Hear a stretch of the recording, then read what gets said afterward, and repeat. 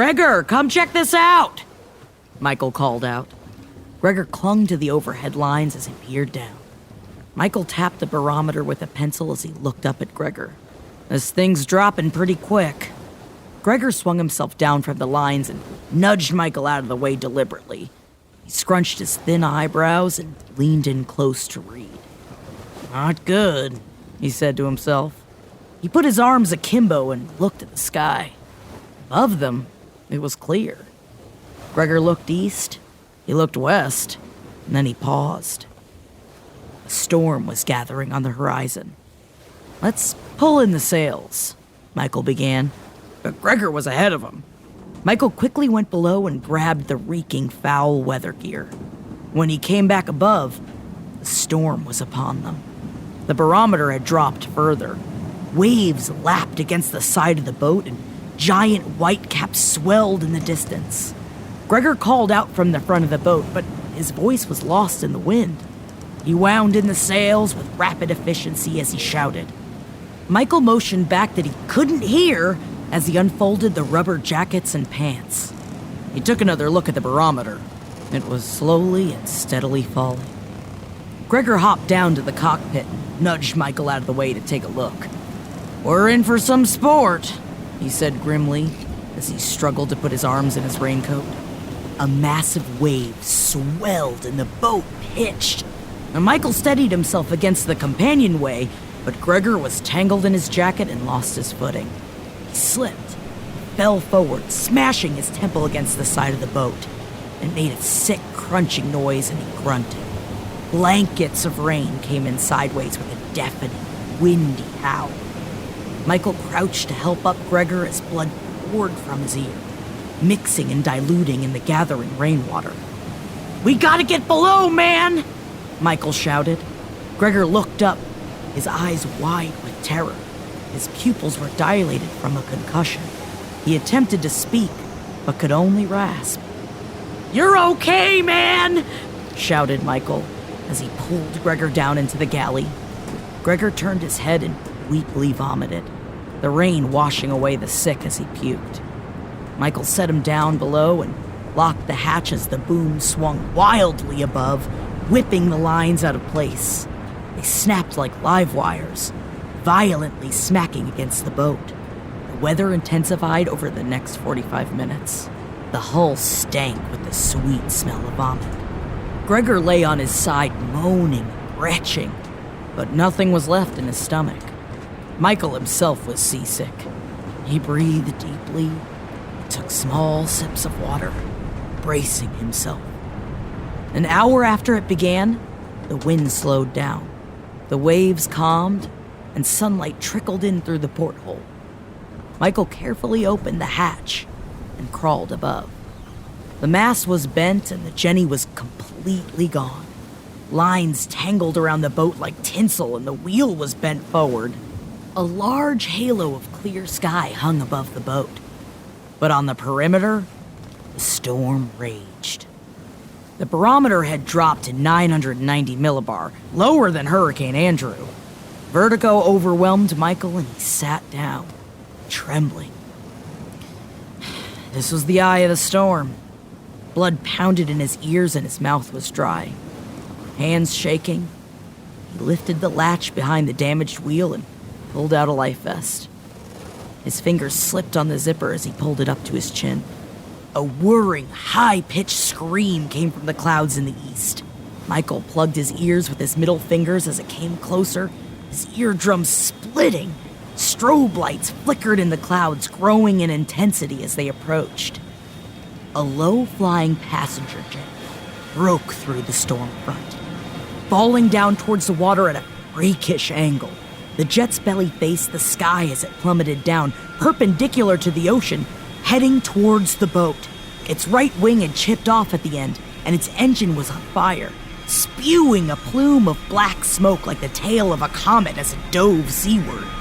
Michael didn't have time to scream when the jet hit the water just 100 yards away. It smashed into the sea nose first, and the force of the impact split the plane in half, buckling over itself and exploding into an enormous fireball. Shrapnel blew through the boat as it capsized from the swell. Michael flew from his seat and was knocked unconscious when he hit the water. Michael awoke on his back, his life vest propping him up in the sand. Gentle waves slowly pushed him away from the ocean and onto the beach. His vision was blurry, and his tongue swollen. A beverage cart stuck out of the sand next to him. Cans of ginger ale and plastic cups retreated into the ocean with the waves. Michael turned on his side and vomited a heavy stream of salt water. His head throbbed, and his lips were cracked and bloody from dehydration. He could not focus his eyes. The sea in front of him was a hazy light blue. The sun shimmered on the water, nearly blinding him. He crawled up the surf until he reached dry sand, the tropical sun searing the back of his already sunburned neck. Michael collapsed and was greeted with the sound of reverberating, muffled applause. Fireworks burst above him, like concussive artillery on a faraway front. A ring of shadowy silhouettes surrounded him. A hazy form approached in a foggy green top and blue pants. His bloodshot eyes could not make out its figure. It floated in an orb of color. Slowly, a soaked sponge entered his mouth. Michael sucked greedily until it was pulled away. The crowd separated, and a tall outline of a woman with snow-white hair entered. She walked toward Michael gracefully as his eyes slowly regained focus. The woman had a youthful and toothy smile, but her bright gray eyes were tired. She had wrinkles around her lips that suggested she was much, much older than she appeared. "Michael," she began. Her voice was deep and seemed to echo itself with bizarre reverberation. "You are quite welcome here." She grinned. Michael passed out. Michael awoke in an ornate room with a low ceiling. Open windows blew in a cool breeze, and a crystal chandelier above his bed twinkled. A pair of serious Filipino twins, a brother and sister, guarded the door in matching jeans and green polo shirts.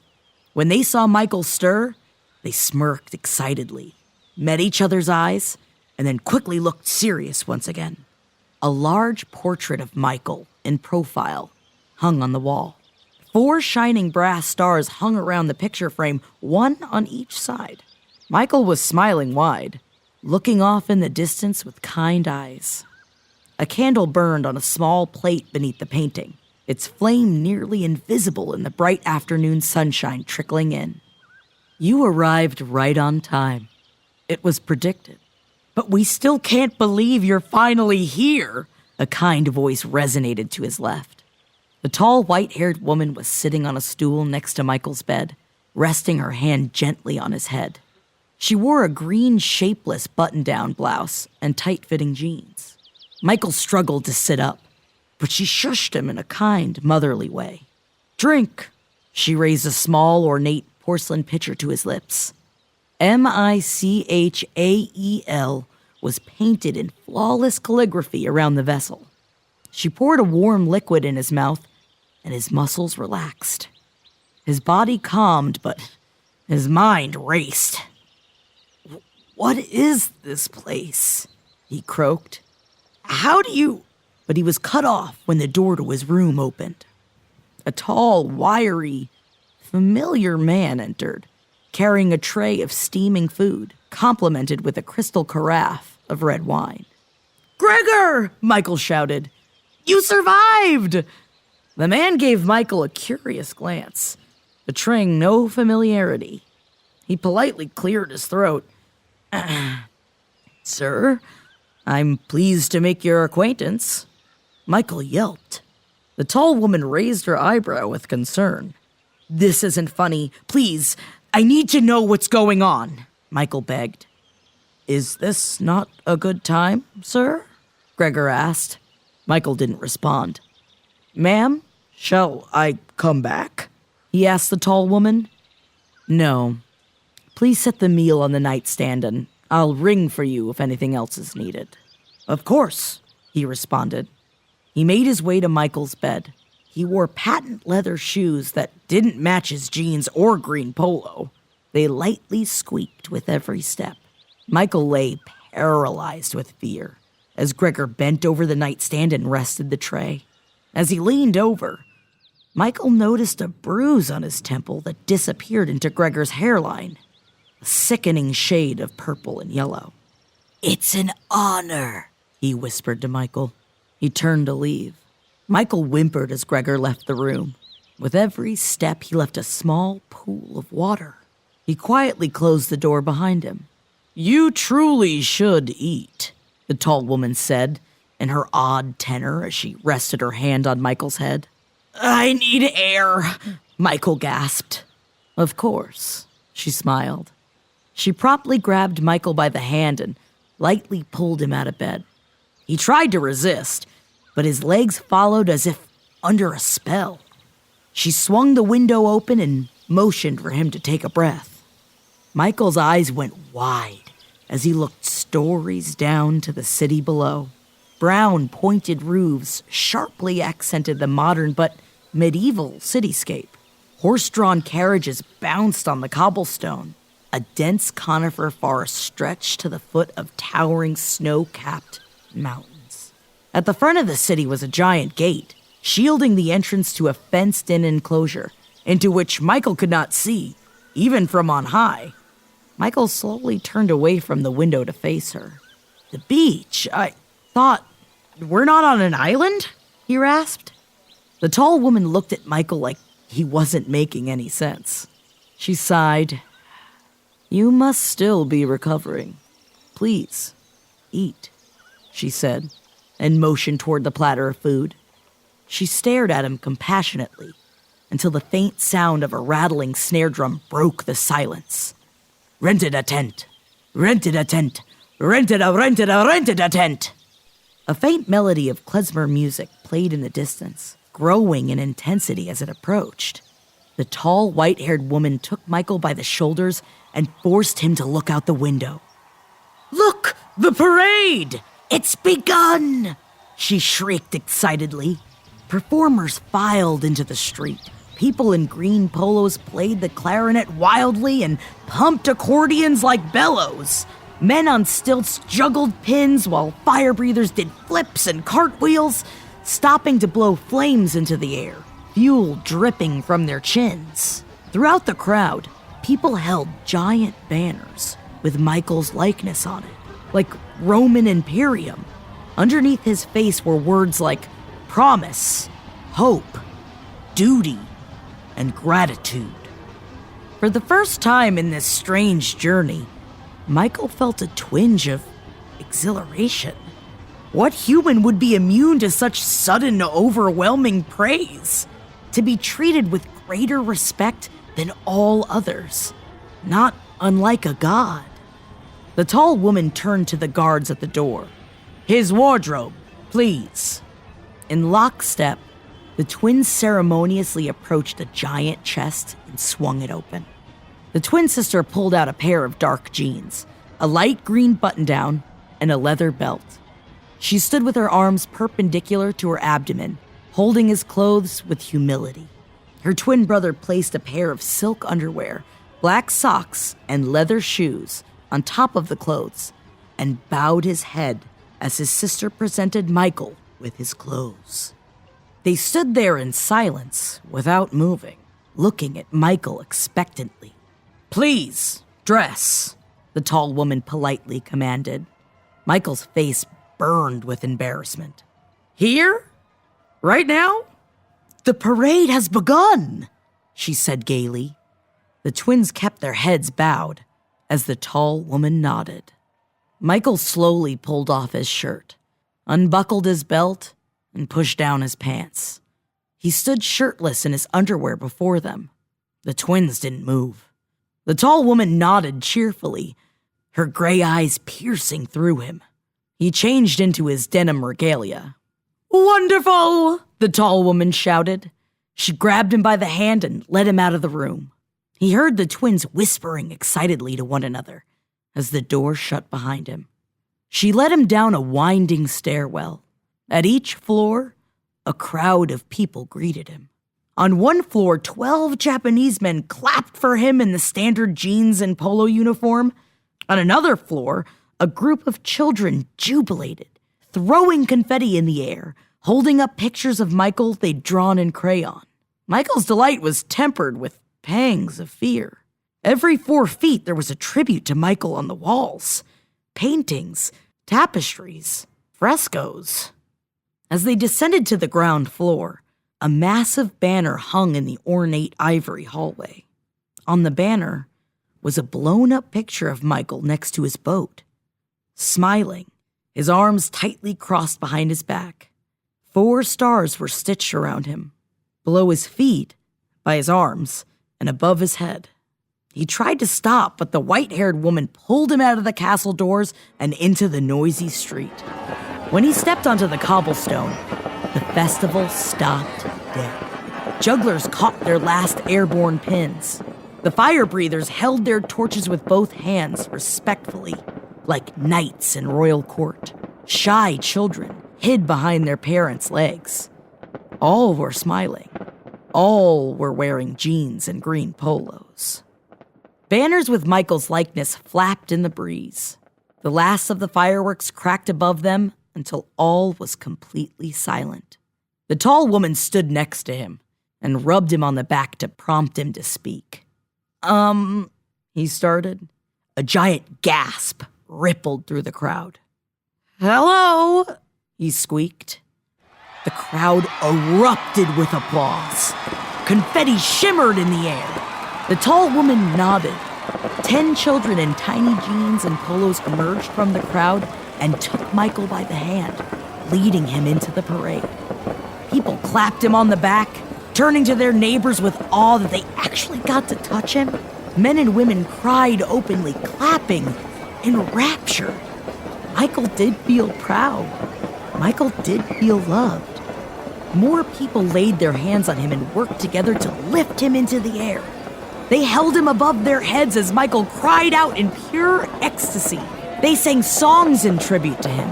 They chanted odd prayers, celebrating what Michael considered to be minor accomplishments in his life. Every so often, the crowd would halt and allow a geriatric person to wobble towards him with a cane. When they touched him, they'd throw their canes in the air, like supplicants before a faith healer. Michael got swept up in the fanfare. He cried out with them. He attempted to sing along with them, humming tunes as he didn't know the words. As they approached the end of the road, the parade slowly grew silent, reverent. Songs turned into low, drawn-out chants. The fire breathers snuck into alleys and disappeared out of sight. Children were ordered to the front of the procession. They quietly cut through the crowd without protest. The cavalcade stopped, and they finally let him down. The Filipino twins appeared at his sides and led him through the front of the crowd. People made a path so that they might exit, and they stopped in front of a large wooden gate, 20 feet high. The crowd formed a semicircle and gave them space. The white-haired woman walked out of the crowd, seemingly gliding over the cobblestone road. An overwhelming silence hung over the congregation. Again, we are called to bask in this man's accomplishments. Again, we are humbled by this man, this Michael, who has given us so much. And again, we are called to show gratitude. It was silent. No birds sang, no insects buzzed, no dogs barked. And it's with great humility that I request our loyal protectors to open the gates. The tall woman nodded, her white hair sliding on her shoulders. At the gate doors, 8 men and women in green polos pulled at ropes to open the gates. They had gold fabric wrapped around their short sleeves to signify unknown rank. Michael could hear pained moans and a familiar voice bleed out from behind the enormous doors. They opened wide enough for Michael to peek inside. His face went white. He turned to run, but the twins already had him by his arm and held him in place. "Do not injure him," commanded the tall woman. The crowd pounced on Michael and held him on the floor. They ripped his clothes off, their fingernails cutting into his skin. One man was so overcome with hysterical madness that he bit into Michael's abdomen. The twin sister quickly pulled out a pistol and shot the man in the side of the head. His brains exploded onto the cobblestone, and he sank heavily to the ground. Michael was stripped naked in seconds. The crowd again raised him above their heads and entered the gates as Michael screamed insanely. The crowd passed through the gates, and the doors shut behind them. They brought Michael to the center of a muddy field, encircled by a tall fence of towering logs, pointed at the end. Michael shrieked.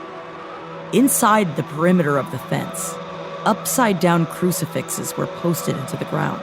Their hands and feet were pierced through with ornate nails, the nail heads crafted into the shape of stars.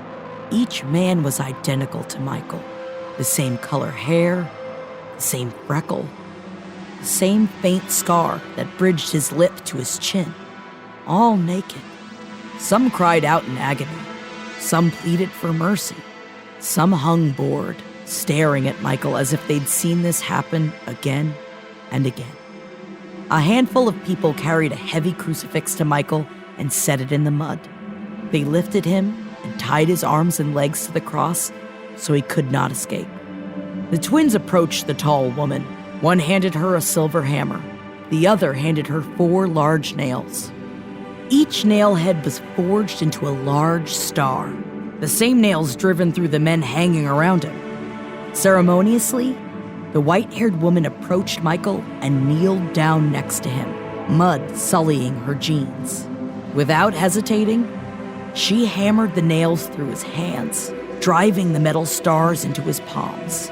She raised one of his feet and placed it on the other, then drove a single nail through both stacked feet. The woman took the final nail and drove it into the wood above his head as a cruel decoration. Thank you, Michael. Thank you, thank you, thank you. You will forever have our gratitude. She raised her arm, and the crowd lifted the crucifix, hanging Michael upside down. Blood spilled from his feet, down his legs, all the way to his chin. The pain was explosive, otherworldly. The crucifix settled into the mud. The Michaels surrounding him cried out. Some cursed him. Others encouraged him. None could help him. A chant rumbled through the crowd. Thank you, thank you, thank you, thank you, thank you. The tall woman crouched down yet again, leaning down to face Michael with her piercing eyes. It's good this is happening to you. This is good, she whispered. She rose and left. The crowd slowly filed out. The gates closed, silencing the screams of Michael and his companions behind it. Miles away, the storm swelled. Clouds spun and winds gathered strength. Waves rose and crashed against a tiny sailboat in an otherwise massive ocean. Lightning struck a passenger jet, blasting off the tip of the wing. The engine caught fire as it plummeted to the sea.